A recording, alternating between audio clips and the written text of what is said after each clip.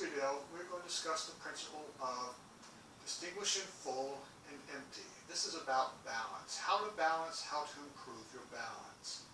Now, when we're talking about distinguishing full and empty, we are really talking about distinguishing where your weight is. So to start off in a large horse stance, and I transfer all my weight into my left foot is full of weight, and my right foot is empty of weight.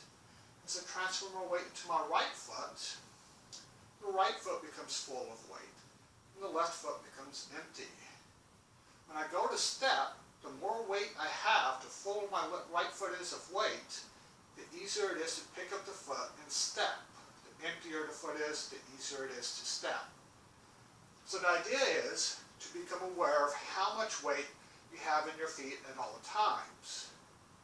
Now, to help you improve your balance, you want to become more aware of where your weight is on your foot. One of the things I do to help me do that is I divide my foot into 4 pieces.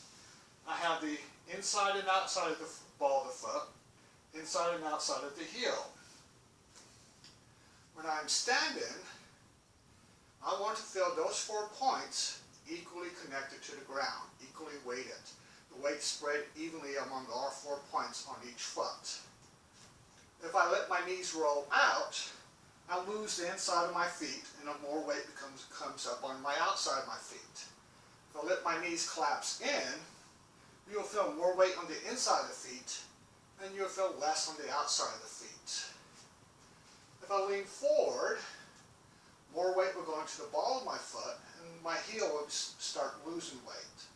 If I lean back, more weight will go into my heel and my ball of the foot will start losing weight, becoming empty of weight. So to improve my balance, I want to learn how to always keep my weight centered, spread throughout those 4 points. The more I can spread throughout those 4 points, the more activated my arch becomes, and the more my weight is centered over the foot, and the better my balance becomes.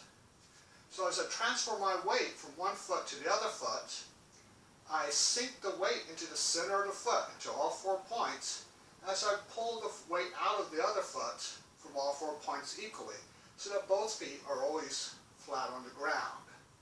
The weight is spread through all 4 points at all times. So as I'm shifting my weight, I am thinking about my 4 points of my feet, keeping my weight centered over those 4 points, spread through the 4 points at all times.